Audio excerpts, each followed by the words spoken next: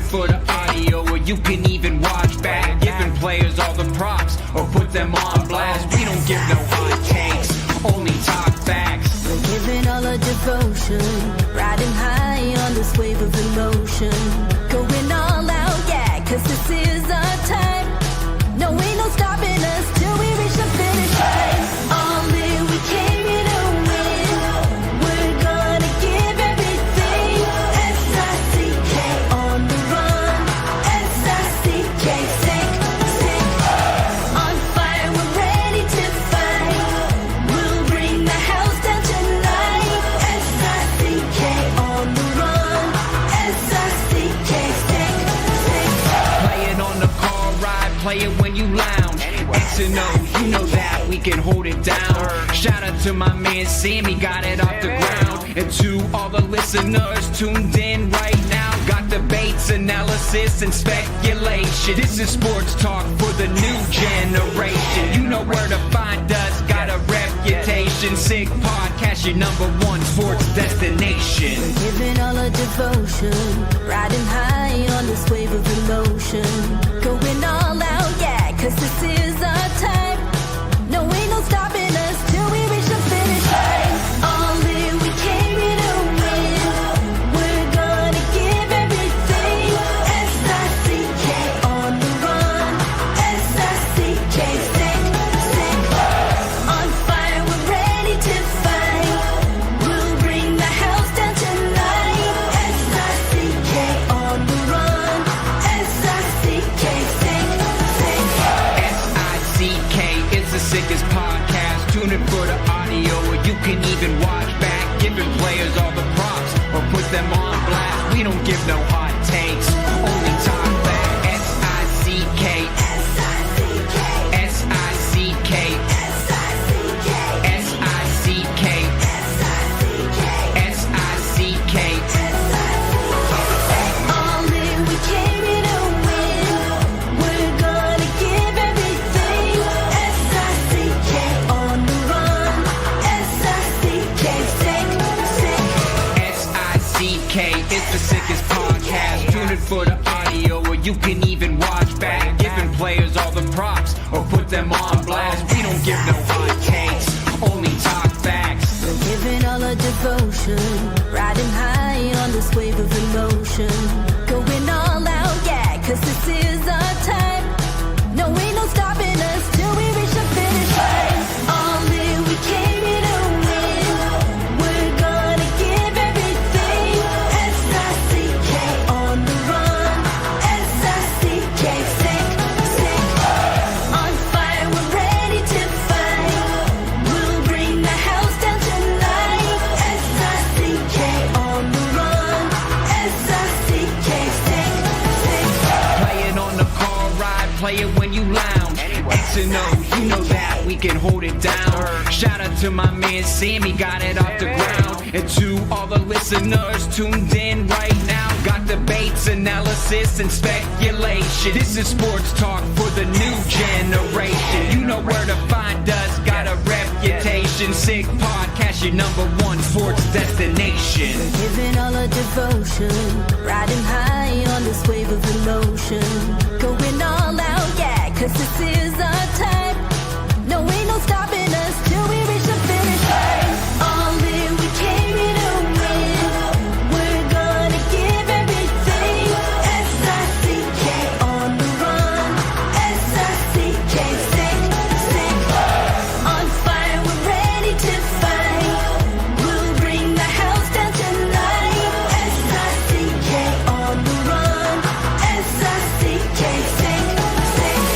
S-I-C-K is the sickest podcast. Tune in for the audio, or you can even watch back. Giving players all the props, or put them on blast. We don't give no hot takes, only talk back. S-I-C-K, S-I-C-K, S-I-C-K, S-I-C-K, S-I-C-K. S-I-C-K. Turn up your volume. Because you're about to listen to The Sick Podcast. With Tony Marinaro 55 seconds left in the penalty, a minute and 27 seconds left in regulation time. Boston 4, Montreal 3. Lafleur coming out rather gingerly on the right side. He gives it into Lemaire, back to Lafleur. The sickest Montreal Canadiens podcast. You're in the ball! Sports entertainment like no other. Rejoint, on lui fait perdre la rondelle, une passe devant. Et c'est le dégagement et ce sera la victoire des Canadiens. Coupe Stanley pour les Canadiens. Le 23e de l'histoire. You found the dogs! John, you found the dogs! He found the dogs! And all together, they worked a young team to the top. And now, a 24th Stanley Cup banner will hang from the rafters of the famous Forum in Montreal. The Canadiens win the Stanley Cup. Brought to you by Energy Transportation Group. Driven to be different. La Vida TV. Embrace your true nature. And Playground, your premier gaming destination. It's gonna be sick.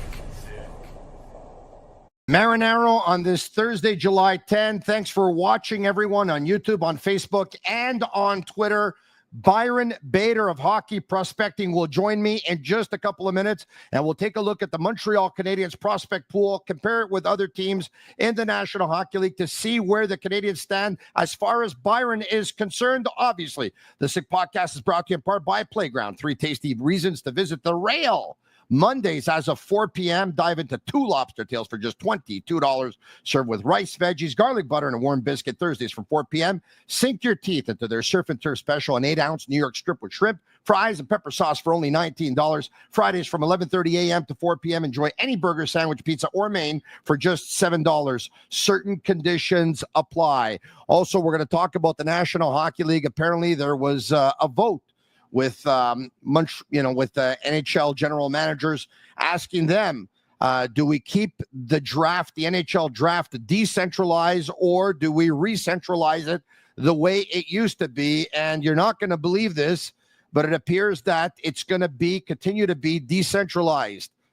To the National Hockey League, I want to give you an update. Your decentralized draft this year was shit. It was shit. Nobody liked it, maybe only the teams because they saved money on travel and didn't have to get into a plane and all that stuff. But from a fan's perspective, it was shit. And the game belongs to the fans. Listen to the fans. Anyway, they're not going to listen to me. I'll get Byron's take on that in just a couple of minutes. The Sick Podcast is brought to you in part by Energy Transportation Group, a leading full-service logistics provider serving all of North America. Driven to be different. They are a top fleet employer. And it's also brought to you in part by Bittt, Tibi. They launched their new Ultra Lager. It's a refreshing, thirst-quenching beer, perfect for the summer with only 90 calories, 2 grams of carbs, 4% ABV per can, available in a pack of 6 and 12 in grocery stores all around the province of Quebec. It's ultra light and ultra refreshing. Without further ado, once again, from Hockey Prospecting, Byron Bader, how are you? Fantastic. How are you? Very, very good. Thanks for doing this, man. Thanks for doing this. You put up a chart a couple of days ago, and by the way, I got to tell you, I think you do amazing work. That's why you're on the podcast. If I didn't think so, you wouldn't be on. And by the way, you've been on before, but I'm not going to lie to you. I need somebody like you to guide me and to explain everything to me, because I get a little lost when I see all the numbers and all the graphs and all the charts and all that stuff. So let's bring up a chart with all the NHL teams, NHL team prospect pool strength rankings, July 2025.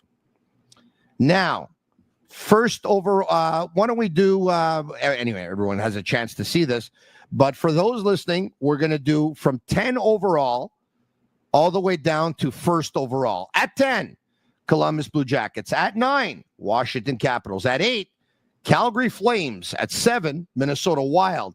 At 6, I have to admit, I'm a little bit surprised by this. Thought they'd be better. Anaheim Ducks. At 5, Chicago Blackhawks. At 4, Seattle Kraken. At 3, Philadelphia Flyers. At 2, the Montreal Canadiens. And at 1, the San Jose Sharks. All right. Explain this chart to me. So, yeah, I mean, this is basically using largely the model from Hockey Prospecting, and it's looking at every team's prospect pool strength. So essentially it's looking at In terms of skaters, everybody that they've drafted between 2019 and 2025, and that they have on their system, they don't have to have drafted them. They could have traded for them, or there's some free agent signings from college in there as well. And then on the goalie side, it runs from 2018 to 2025. Essentially, a prospect pool. It basically has three major components. So it's basically looking at their top five. So it's looking at their average star probability, so chance of turning into like a star or a superstar in the NHL, as well as their average NHLer probability, so obviously their chances of making the NHL. And these are all prospects that have played less than 100 games within those parameters I mentioned. And then you also have the depth of the system, so it's basically looking at anybody in the system that has at least a 10% chance of becoming a star, so some semblance of a chance, or a 30% chance of becoming an NHLer. And that's a good gauge to see how many, not just elite pieces do you have in the system, how many pieces that might make the NHL do you have in the system. And then the other side is basically the goalie side. So it's looking at essentially the two top goalies in the system and their probabilities of NHL, and looking at basically what the model thinks in terms of what is the chances that between the two of them you have a NHL goalie, essentially. So that's basically what it's looking at. It's an analytical look at prospect systems based on the hockey prospecting model. All right. Okay. Now I probably missed this, but in terms of the model, how do you figure out who's going to be an NHL player? How do you figure out who's going to be a star? So it's based on essentially 35 years of history, and it's based on watching players and the league that they're playing in, and each league, how it translates into how they're going to produce in the NHL kind of shoots out this score. It's called an equivalency score. So each league is different. Like the OHL is different from the Q, which is different from NCAA, which is different from all the leagues in college. So it's basically, or all the leagues in Europe, sorry. So it's basically taking all those numbers and putting the players on the same sort of normalized level playing field so that you can see them all at the same time. And then it's watching to see how they're moving through these different production thresholds on this sort of normalized score. And basically, when you look back at history, like a superstar who makes the NHL, he looks a certain way before he makes the NHL. And then when he makes the NHL and what he does afterwards, like a Lane Hudson looks a certain way. Whereas a guy who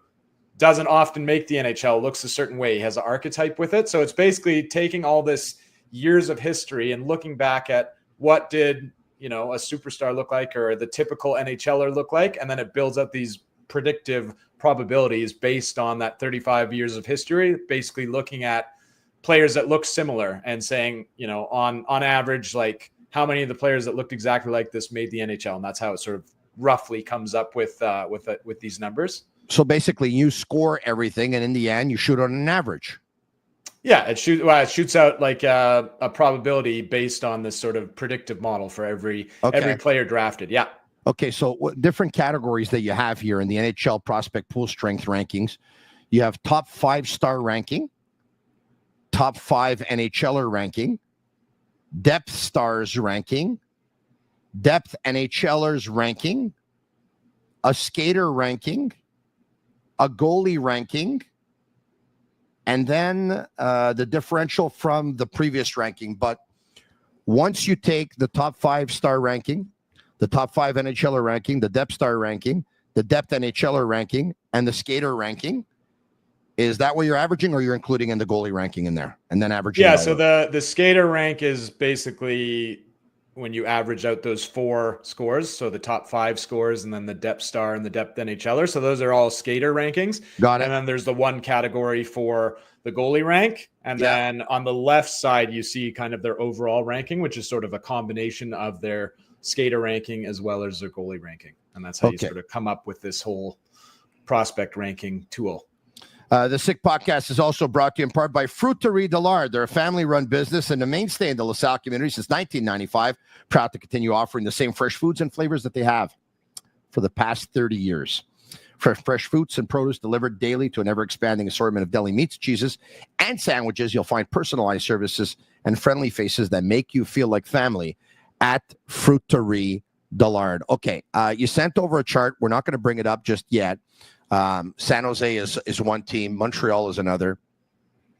And I actually asked you for Anaheim because I wanted to take a look at that. You besides that, you have a couple of charts here. One of which is the hit rates by draft position between 1990 and 2016, and the for forwards, and the hit rates by draft position 1990 to 2016 for defensemen. If we can bring up that chart. Okay, explain this to me. Once again, it's taking the model. Yeah, so I mean, this is looking at actual hit rates of NHLers. So I mean, it's looking at basically the amount of NHLers that made it to 200 games from drafted from these different spots. So it gives a good level playing field when, you know, your team's drafting and you're trading around, you know, a mid-range first-round pick or a late first-round pick or a second-rounder or a fourth-rounder. It shows you basically like what the odds are that you're going to end up with an NHLer or a star. So, you know, if you're drafting first overall, there's just 100% of these guys make the NHL. They always do. 84% of them turn into stars. But then as soon as you get to pick 2 to 5, it drops off a little bit in terms of the NHLer odds. Wow, and then pretty dramatic by the stars. And then it goes down and down from there. So even by the time you get to, you know, pick 6 to 10, you're down to a 17% chance that you have a star, typically, based on the general draft. And then by, you know, picks 21 to 30 or picks 21 to 32, it would be right now, you're down to like 8% of those guys turn into stars. And then as you go into the second round, you know, you're down to 32% of them make the NHL, 4% of them turn into stars, round 3, 21%. So it's just to show, you know, when your team's drafting or making trades, like this is what it actually looks like. Like even when you get to half the, you know, the later part of the first round, like half these guys are not going to make the NHL. So if you get an NHL player that is, you know, a pretty reasonable one, like a middle sixer or like a top 4 D-man, and you can get that, you know, out of a late first rounder or out of a second rounder, like you've already won at that point because you're already beating the odds pretty dramatically. This is interesting because once again, pick 1 for forwards. The NHL percentage is 100%, but the star percentage is 84.2%. Picks 2 to 5, the NHL percentage is 91.3. The star percentage is 37.7. Picks 6 to 10, 79.3. The star percentage is 17.2. Less than half between picks 2 and 5. Picks 11 to 20 is 62.4. The star percentage is 13.3. So there's actually not a huge drop off in percentage from picks 11 to 20 compared from 6 to 10, but there's a pretty significant drop off 6 to 10 instead of 2 to 5. And obviously there's a very significant drop off from picks 2 to 5 compared to pick number 1. So when the draft comes around, and everyone says, yeah, 5, 6, what's the difference? Or 10, 11, what's the difference? There's a difference.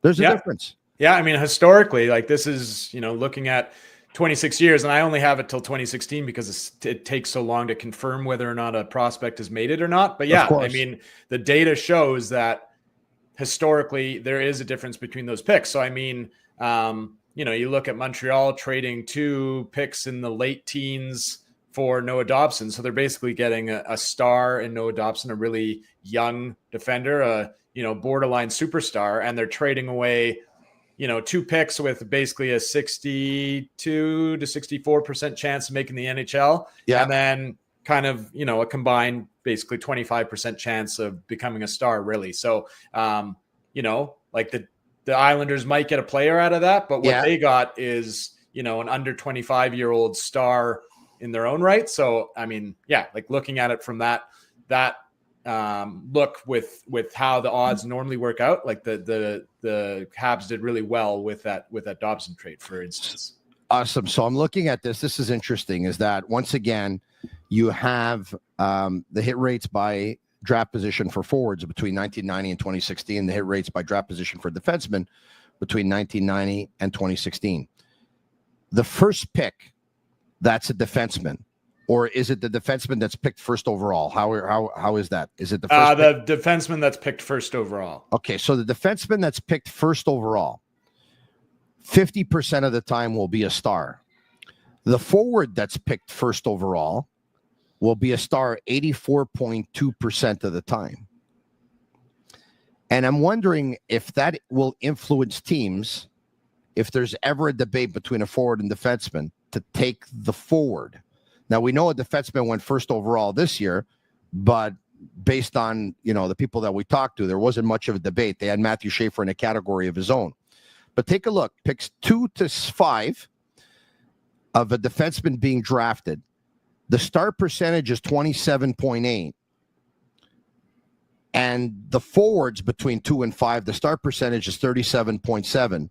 So it's a closer gap between defensemen drafted 2 to 5 to 1 compared to forwards drafted 2 to 5 to 1. There's a lot of interesting numbers here to go by. Yeah, I mean, typically myself, I like if there's players that are basically like you could go kind of either way with sort of a 1-2 type thing, I tend to lean towards the forward because you get that much more offensive production. You get that many more points in a season versus the defenseman. And the defensemen obviously, they're not just there to score points, unlike forwards, which is more so, I guess. Yeah. So, with defensemen, they might be looking for sort of more of an all-around defensive game. But I mean, if you're not getting like a superstar or a star offensive D-man with a first overall pick, like you should be trading that out and making that pick later, or you should be basically picking the forward. So, Now, based on what you do here with hockey prospecting, the percentage of a defenseman drafted 6 to 10 or 11 to 20 or 21 to 30, the star percentage, if you compare it with a forward drafted 6 to 10, 11 to 20 or 21 to 30, it's very, very close, eh? Yeah. Only off by a couple of percentage points. Very comparable. Yep. That's something. That's really something. All right, okay. Why don't we take a look now at the Montreal Canadiens? Sure. Explain this to me. So this is a look at essentially their team prospect overall ranking with all the probabilities of the players in the hockey prospecting model. So you can find this on the website at hockeyprospecting.com. So this is essentially what that big chart from previous, this is what it's all built off of. And this is kind of a look at each individual team. So this is a look at the Canadiens. So it's showing, all the players and how they look in the model. So, I mean, Montreal's, they have one of the best top fives in the league, and that's driven because Lane Hudson still counts because he hasn't crossed over 100 games and he was drafted in 2022. So he still meets the parameters. He's profiling like he's going to be a certain star, probably a superstar, with how his rookie season went and how his development from, essentially the U.S. development program all the way through college, all the way to NHL was just a nice steep mountain up. It was just climbing and climbing and climbing and sky's the limit with that guy. And then Demidov, who we saw for 2 or 3 games, looked electric already. He profiles absolutely fantastic in this model. Players that look like this, every one of them ever going back, 40 years has turned into basically like a point per game or more superstar, or at least very close to that. So that's what Demidov profiles like. So that's kind of driving the boat in their top 5, but then it's rounded out by guys like Haig and Reinbacher, and I think I had Bolduc in there. Like there's some really good pieces in there. Like all 5 of them probably make the NHL. But then outside of that, you look at Montreal, and this is where their prospect system, like this is another shining part of their prospect system, is they have so many pieces in the system that have like a good chance of making the NHL. There's Waugh, there's even guys like Pickford or Erickson or Sean Farrell, all these guys, that have been drafted over the last 4 or 5 years. Riley Kidney, Kostenko, like all these guys, Mooney and Beck, there's so many potential pieces. They won't all make it, but they have so many in there that their depth is really good. Like they have more, call it NHL pieces than any other team in the league. So that's why they really jump up to the top. And then their goalie rank, the model's not as high on Fowler as probably most anybody is right now. And the reason for that is he's bit smaller than the, like at 6'4" or more, it kind of really likes that in a goalie model because huge wins out in terms of goalie prospects, and he's a little bit older. And your model's not that high on Fowler right now. Not right now, but if he goes to the AHL and he has a couple outstanding seasons there, I think it's going to really start to grow because it's kind of on a 3-year moving average. So it sees what he's doing in college, but it's not completely sold yet. But if he continues to have some sort of standout seasons in the AHL, I think it's really going to grow. But yeah, it is a bit lower than probably the consensus would say about him right now. I know that they say that time will tell. Okay, but if you revisit the 2022 NHL draft, because you brought up Lane Hudson here on this chart, with NHLer probability at 99% and start probability at 99%, and the exact same numbers for Ivan Demidov, who is part of the 2024 draft. So I want to go back first, and I want to revisit the 2022 NHL draft with you. And once again, it's one thing as to where they stand now, and it's probably going to be another thing where they're going to be 5 years from now. But when you revisit that draft, what would your top 3 look like? Where do you have Hudson? I mean, yeah, like he probably would be in that conversation now. I mean, I think Cooley would certainly be in the top 3. Nemec, I've always been really high on, but he hasn't really popped to the level that I was expecting yet. Same with Wright. Slavkovsky has kind of shown moments, but I'm kind of famously was down on him at the draft just because he didn't profile at all like a first overall pick. So, I mean, yeah, I think you have Cooley in there. I think, probably Hudson's getting in the conversation. And then I don't know if anybody's getting in the conversation. He's number 1. Hudson's number 1. yeah. I mean, he might be. Man, 6 with goals. What he's doing. He might be. He's not. Yeah. Okay. 2024 NHL draft. Ivan Demidov went 5th overall. Celebrini 1. Lev Shunov 2. Beckett Seneca 3. Caden Lindstrom 4. Then it was Ivan Demidov, Tej Aginla, Carter Yakimchuk, Berkeley Catton, Zane Perek, Anton Siliev. You redo this draft, and I know that it's 13 months ago. You redo this draft. Where do you have Demidov? Oh, I've always had him probably 2nd or 3rd, like right behind Celebrini profile. I mean, Celebrini profiled fantastic as well. He had that same sort of, like almost certainty that you're going to get a superstar out of him. And Demidov showed the same way. So 2nd or 3rd, I mean, probably 2nd. I mean, I don't think I can put anybody in between there. So 2nd, right behind Celebrini. So they got a nice one with 5th overall for sure. I want to take a look at a chart that you put together for Demidov and Hudson. Lane Hudson, talk to me about this chart and talk to me about Ivan Demidov and his chart. Yeah, so this is essentially how the players look in the hockey prospecting model. So basically, like I said before, it's looking at essentially their pre-draft year and then their draft year, and then looking to see how they're growing through those numbers, kind of at the top, those NHL numbers, and then you're looking to see if they're continuing to jump up, and if they're switching leagues, if they're keeping pace, or if they're jumping up. And this is exactly what Lane Hudson did. So he started off at, a star probability of 53%, and then his NHLer was 76%. I think I had him ranked in the early teens for my top 32 in 2022. And then you can just see that he's just hitting these really high numbers every year. I mean, it looks like he's stagnating from 43 to 45 type thing, but obviously, like the numbers he was putting up in college were like record-breaking numbers that we hadn't seen since like Brian Leach. And then he makes the NHL and he's almost even better, like putting up again, record-breaking numbers. So you can just see that constant growth. And then below you can see who he compared with at the time of the draft, and then now who he compares to after his full track. So I tracked the player for 5 years. He's now at 5 years. So this is kind of what he'll look like forever. And then, you have the same thing for Demidov. So it's just kind of showing in the comparison tool, the two together. And I mean, just looking through those draft year comps and then the full comps, like it's just like superstar after superstar after superstar. And they both look that way. So if they're both not superstars, I'd be quite surprised. I hear you. When I take a look at the comps, though, and I see Evan Bouchard, Ziv Buyam, Arden Levshinov, Cam York, Ty Smith, what am I missing here exactly? Well, you got Quinn Hughes in the other full comps category. Explain to me why Quinn Hughes is in one and not in the other, and what am I missing here?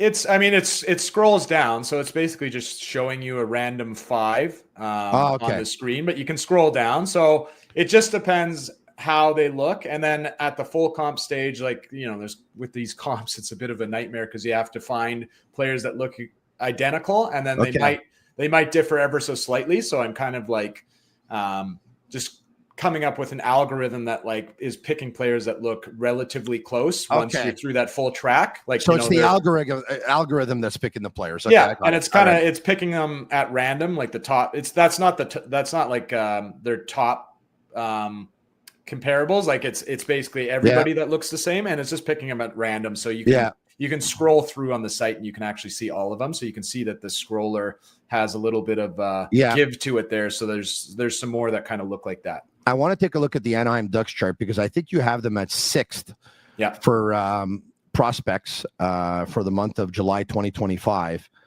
I really like what I see with this team here in terms of their prospects. But once again, I understand it better now because, as you said, the model is and the parameters are under 200 games in the National Hockey League. Yeah, that's one of them. And the other parameter is for the age of the players, correct? Yeah, so it's under 100 games and it's drafted between 2019 and 2025, or their draft year was that if they're a free agent signing. Yeah. Okay, so there's a reason. That's the reason, I guess, that Mason McTavish is not here, and because he's played like 300 games. Yeah. And Leo Carlson isn't here either. Okay, I got it. All right. Yeah, I think Leo Carlson just crossed over. I think he's at like 120 games or something. So he would cross off the list. So yeah, the big thing with Anaheim is especially the last 2 years, they've kind of, they've had high picks, but where what they've drafted at that spot hasn't really been, indicative of a future star or a really high NHLer probability. Like when they took Seneke last year at 3rd overall, there's that famous clip of him being surprised by it. And, looking at it statistically, like he doesn't really have the profile of the typical 3rd overall pick, especially with what was still available at that point. Demidov was still there. Demidov looks like a almost guaranteed superstar, whereas Seneke looks like a guy who certainly makes the NHL and has good size and good hands and stuff, but like, he didn't make the big jump in his draft year from his pre-draft year. He's, a bit of an older prospect.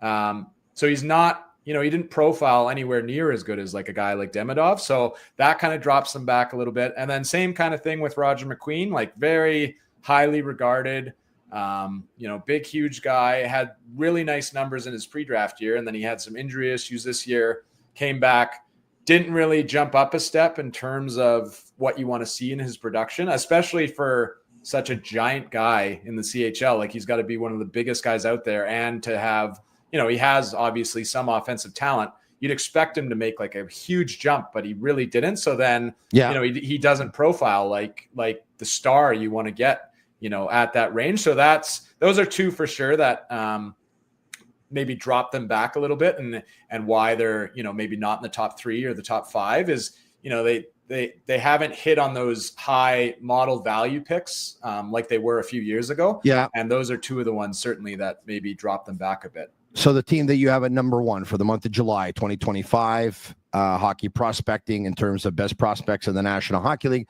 with the parameters that are the San Jose Sharks. Let's bring up their chart. And the Sick Podcast is brought to you, before we get to it, it's brought to you in part by Betway. Go all the way with Betway. Get a free bet up to $200 if your first bet loses. Scan the QR code on the screen. Click on the link in details section to create an account. Redeem your welcome offer. Offers only available for new customers. Terms and conditions apply. Offers not available in Ontario. Must be 18 years of age and older. And please play responsibly. In ending, let's take a look at the San Jose Sharks chart. Expected stars, 5.3. Over 5 expected stars. Who are they? Certainly Celebrini is already trending that way. Will Smith looks great. Dickinson, you're seeing some nice development from him, like big, young, mobile defenseman. He's profiling that way. Michael Misa, obviously. So that's, the big 4.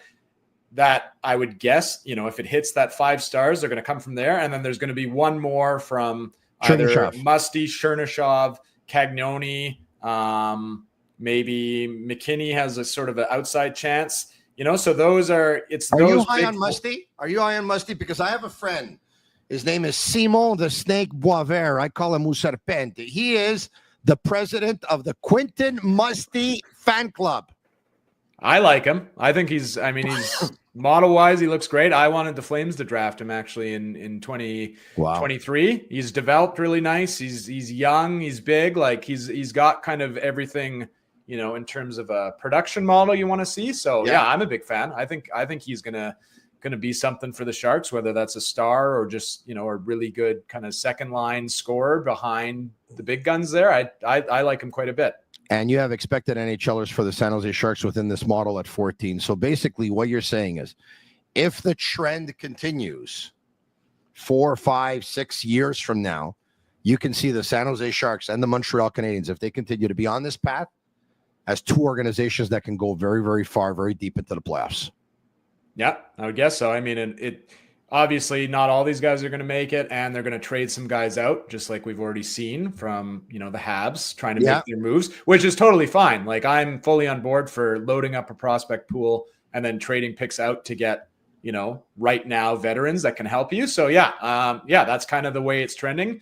In 4 or 5 years, I think both of these teams are going to be like serious problems to deal with and serious contenders. So they're two teams that did a full rebuild, and they did it the way you're supposed to do it. Yeah. And if you do it the way you're supposed to do it, and you don't do it like the Buffalo Sabres did once upon a time, you don't do it like the way Arizona did once upon a time, you're going to be okay. The Canadiens were able to do a full rebuild and actually 3.5 years later make the playoffs. Some probably say that they made it, whatever. They just got in. They made it. You can turn it around fairly quickly if you do it the right way. David Reinbacher, you had some pretty good numbers for him. The Montreal Canadiens are looking for a centerman, second line centerman, probably a left-handed second line centerman that wins probably over 53% of his draws, probably puts up 53 plus points, yada, yada, yada. Those players don't grow on trees. Mark Bergevin once upon a time used to say that, first line centerman you have to draft. Well, they acquired one via trade in Nick Suzuki, ironically so, but they're looking for a second line centerman. They haven't landed one yet. If they pick up the phone and they place a call to a team that might have a second line centerman for the Montreal Canadiens, and that team says this conversation only goes any further if David Reinbacher is involved in the discussion, do you continue to stay on the phone? I think so, depending on who it is, especially because they just, they have Lane Hudson, they have Noah Dobson that they just traded for. Caden Gooley. Caden Gooley. They can probably make a trade for maybe a more defensive-minded prospect. Maybe that's what Reinbacher is supposed to be. Maybe he'll kind of be something in the middle where he's producing 30 points and he's also like a shutdown guy, like a Forsling guy. That'd be tough to give up, but depending on who it is, maybe it's like a Marco Rossi. Maybe that's too small for them, but he might be that perfect sort of 2C. If it's Reinbacher and it's, especially if it's not much more than that, it's Reinbacher and maybe a third rounder or something like that. Like that seems pretty reasonable to me that I would certainly stay on the phone for it. Yeah. Rossi's a good player. I'm not so sure he's a fit with the Canadiens with some of the size of some of their players. I think the Canadiens saw in the playoffs that they want to get bigger. Before we let you go, and this has been absolutely awesome. Love to have your take on the trades that were. The Canadiens giving up picks 16, 17, and Emil Heineman for Noah Dobson, and the Canadiens trading Logan Mailloux for Zachary Bolduc. Yeah, I know. I thought both were essentially great for both teams. I mean, as soon as you could see the rumblings that Dobson was getting traded and then, okay, he's going to Montreal, it was like, okay, 100% they're taking Matthew Schaefer and he's going to replace Dobson. They got the picks and they could basically rebuild their terrible prospect pool on the fly, basically through this draft by getting those 3 picks and getting the 3 guys that they did. And then Heineman, showed nicely last year. So that's a nice, third line guy that they can use as well. And then from the Montreal side, like I've mentioned before, like you're getting almost like a borderline superstar defenseman, whether he plays with Hudson or they spread him out onto 2 different pairings. Like he's a really good player. And I think he's, Montreal, like there's sort of this quota that you need that I've talked about a lot on Twitter and stuff. Like to become a playoff team, you need about 3 to 4 stars. And then to become a contender, you kind of need to be in that 5 to 6 range. Well, they have Suzuki, they have Caulfield. Hudson's going to be there shortly if he's not there already. And now you have Dobson, who's another one. So you're kind of at that 4 range. And then, now you need 1 or 2 more. So I really like that for both sides. Same with the Mailloux for Bolduc trade. Bolduc's already an established NHLer. Mailloux, I'm not as high on him as a lot of people are, but like there's a lot of, good things being said about him, that he can be a heavy offensive producing D-man. So, I mean, you're getting a middle sixer right now who's just shy of 100 games, and you're giving up, a guy that maybe is like a PP specialist in a couple of years from now, but not right away. So, yeah, I mean, I think I liked it for all the teams involved, honestly. I thought Montreal did really, really well, and I really like what, Kent Hughes is doing kind of all around with that team. And, yeah, I liked it all ways and all sides. Byron Bader of Hockey Prospecting. Amazing stuff, man. Thanks for doing this. We'll talk to you soon. You bet. Special thanks to some of our sponsors. Betway is one. Fruiterie de Lard is another. Bittt Tibi is another. Playground is another. And Energy Transportation Group. Special thanks to all of you for watching as well. We hope we are your Montreal Canadiens podcast of choice. We certainly work very, very hard at it. Don't cut corners. 12 months a year, 5 nights per week. Thanks for watching. Leave us a 5-star review on Apple. It's our way of feeling the love. For Shane Gaumont and Master Control, it's a sick podcast. I'm Marinaro. And that's a wrap. Hope you don't miss us too much until next time. Follow the Sick Podcast with Tony Marinaro on YouTube, Instagram, Facebook, Google Play, and Apple Podcasts. The Sick Podcast is brought to you by Energy Transportation Group, driven to be different. LaVie.tv, embrace your true nature. And Playground, your premier gaming destination.